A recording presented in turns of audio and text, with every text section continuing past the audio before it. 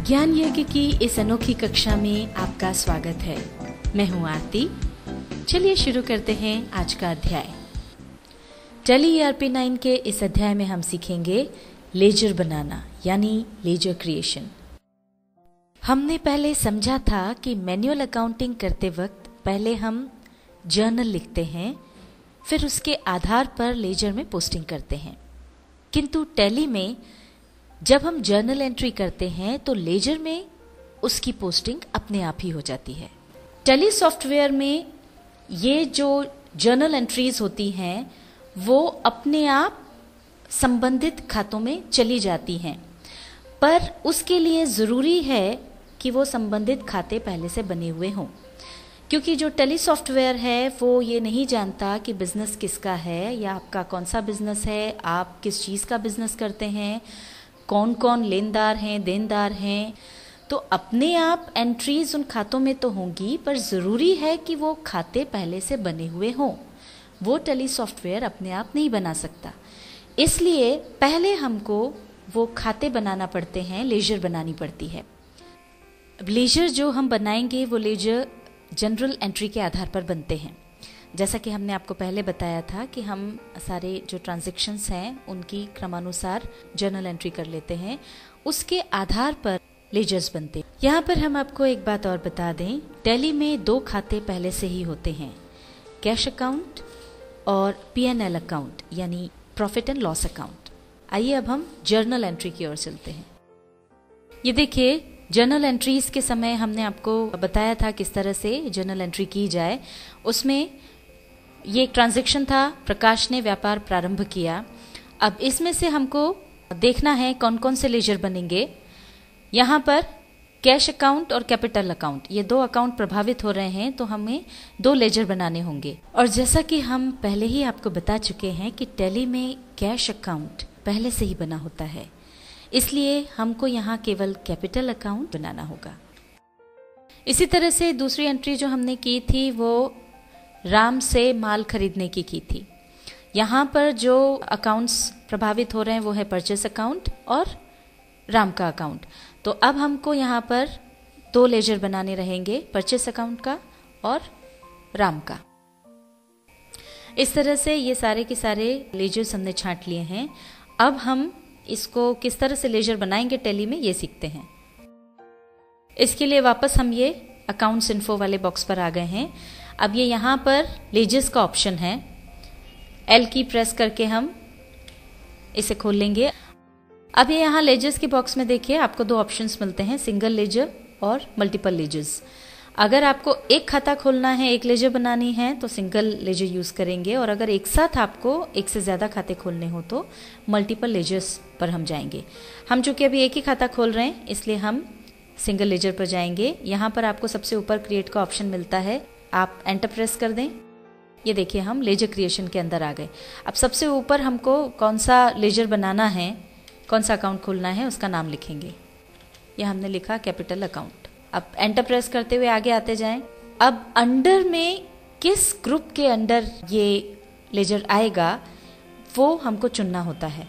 तो ये देखिए यहाँ पर पूरी लिस्ट जो हमने ग्रुप्स के दौरान आपको बताया था कि टैली में कुछ ग्रुप्स बने हुए हैं जिसके अंडर हम उस खाते को रखते हैं। तो अब ये कैपिटल अकाउंट जो है वो यहाँ पर दिया ही हुआ है।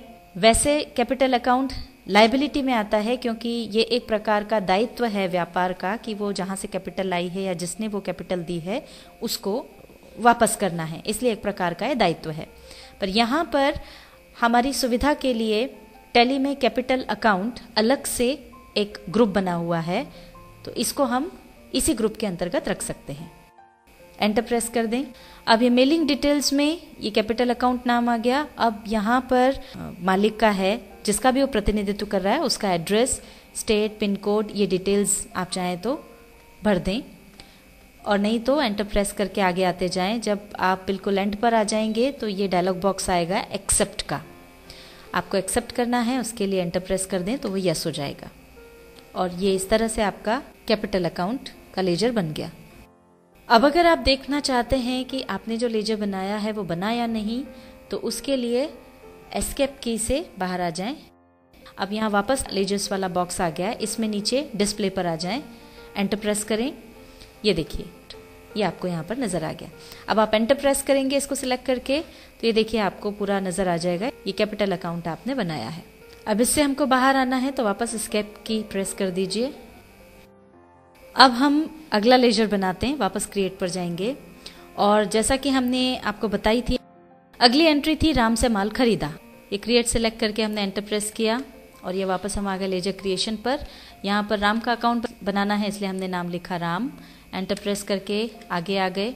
अब किस ग्रुप के अंतर्गत हमको इसको लेना है, तो अब राम ही हमारा क्रेडिटर है क्योंकि राम से हम माल खरीद रहे हैं, इसलिए अब हमको इस ग्रुप में देखना है कि यहाँ पर क्रेडिटर का कोई ग्रुप है।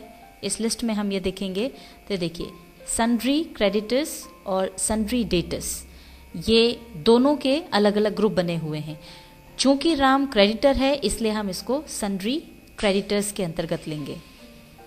अब आप एंटर प्रेस करते जाएं। मेलिंग डिटेल्स में अगर आपको यहाँ पर एड्रेस डालना है तो राम का एड्रेस आप डाल सकते हैं और फिर बस एंटर प्रेस करते जाएं। अब एंटर प्रेस कर दें, ये यस हो गया और ये हमारा वापस से एक और लेजर बन गया। आपकी सुविधा के लिए एक बार हम फिर बता देते हैं कि अगर आपको देखना हो कि ये लेजर बना है या नहीं तो एस्केप की दबाते जाएं जब तक बाहर ना आ जाएं, और जब आप लेजर्स के बॉक्स पर आ जाएं तो डिस्प्ले पर जाएं, एंटर प्रेस करें और ये देखिए हमने कैपिटल अकाउंट बनाया था, अब ये राम का लेजर भी बन गया है। अगला लेजर हमको बनाना है परचेस अकाउंट का। ये वापस हम क्रिएट पर आए, सिलेक्ट किया, एंटर प्रेस किया और लेजर क्रिएशन में नेम में हम डाल देंगे परचेस अकाउंट, एंटर प्रेस किया। अब यहाँ पर फिर किस ग्रुप के अंडर इसको रखना है, तो परचेज जो है, जैसा कि हमने आपको पहले बताया था कि परचेज जो है वो एक प्रकार का एक्सपेंस है, पर चूंकि किसी भी बिजनेस में परचेस और सेल ज्यादा होती है इसलिए परचेस अकाउंट का एक अलग से ग्रुप बना दिया गया है, इसलिए इसे हम परचेस अकाउंट का जो ग्रुप है उसके अंतर्गत डालेंगे। तो ये हम चुन लेंगे। अब जैसा कि हमने आपको पहले बताया था, एंटर प्रेस करते जाएं और ये परचेस अकाउंट का लेजर बन गया। एस्केप की प्रेस करते जाएं, वहां से बाहर आ जाएंगे। इसी प्रकार से सारे ये जो लेजर्स हैं ये आपको बनाते जाना है और आपकी सुविधा के लिए यहाँ स्लाइड में ये हम आपको बताए दे रहे हैं। ये कैपिटल अकाउंट का ये लेजर हमने बना लिया, राम का लेजर बना लिया, परचेस का बना लिया। अब इसके बाद अगला जो आता है वो बिल्डिंग अकाउंट। अब बिल्डिंग जो है वो आती है असेट्स के अंतर्गत और इसको हम फिक्स्ड असेट्स का ग्रुप हमको ग्रुप की लिस्ट में मिलता है, इसको हम उसके अंतर्गत रखेंगे। फिर वेजेस अकाउंट जो है इसका लेजर जब हम बनाएंगे तो ये एक प्रकार का खर्चा है और ये चूंकि डायरेक्ट एक्सपेंस है इसलिए ग्रुप की लिस्ट में हमको डायरेक्ट एक्सपेंसेस का एक ग्रुप मिलता है, इसके अंतर्गत हम वेजेस अकाउंट को रखेंगे।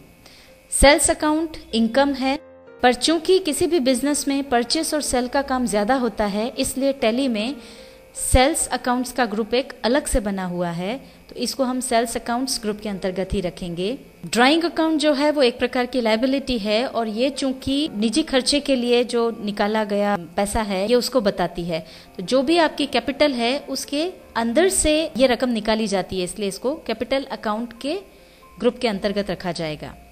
फर्नीचर अकाउंट असेट है और ये फिक्स्ड असेट के अंतर्गत आता है, इसलिए इसका जो ग्रुप रहेगा वो होगा फिक्स्ड असेट्स का। सैलरी अकाउंट ये इनडायरेक्ट एक्सपेंस है, इसलिए इसका ग्रुप होगा इनडायरेक्ट एक्सपेंसेस। अब अशोक से हमने उधार लिया था, तो अशोक को चूंकि हमको पैसा देना है वो हमारी लायबिलिटी बनती है और ये उधार लिया हुआ है इसलिए ये लोन्स ग्रुप के अंतर्गत आएगा। रेंट अकाउंट जो है किराया दिया है वो एक तरह का एक्सपेंस है और वो भी इनडायरेक्ट एक्सपेंस है, इसलिए वो इनडायरेक्ट एक्सपेंसेस ग्रुप के अंतर्गत आ जाएगा। बैंक अकाउंट जो है वो हमारी करंट एसेट है और बैंक अकाउंट्स जैसा कि आपको बताया था अलग से ग्रुप बना हुआ होता है, तो इसे आप बैंक अकाउंट्स ग्रुप के अंतर्गत लेंगे। मनोज से हमने माल खरीदा था, इसलिए मनोज जो है वो सन्ड्री क्रेडिटर्स के अंतर्गत आएगा। रवि को हमने माल बेचा तो इसलिए रवि हो गया हमारा डेटर, तो वो इसका जो लेजर बनेगा वो सन्ड्री डेटर्स ग्रुप के अंतर्गत बनेगा। कमीशन अकाउंट, अब कमीशन हमने चुकाया है, कमीशन का भुगतान किया है, तो ये एक तरह से हो गया एक्सपेंस। ये है इनडायरेक्ट एक्सपेंस, इसलिए इसको हम इनडायरेक्ट एक्सपेंसेस ग्रुप के अंतर्गत बनाएंगे। सुरेश को हमने पैसा उधार दिया था, तो ये करंट एसेट में आ गया कि भाई उसके पास जब तक पैसा है, मेरी संपत्ति उसके पास है, तो ये हो गई हमारी एसेट। इसको हम loans and advances asset group के अंतर्गत लेंगे। ब्याज आया, अब सुरेश को हमने जो ब्याज पर उधार दिया था उसका उसने ब्याज चुकाया, ये हो गई हमारी इनकम। तो ये इनडायरेक्ट इनकम है, इसलिए इसको इनडायरेक्ट इनकम्स ग्रुप के अंतर्गत हम लेंगे। टैली ERP 9 के इस अध्याय में हमने सीखा लेजर बनाना यानी लेजर क्रिएशन।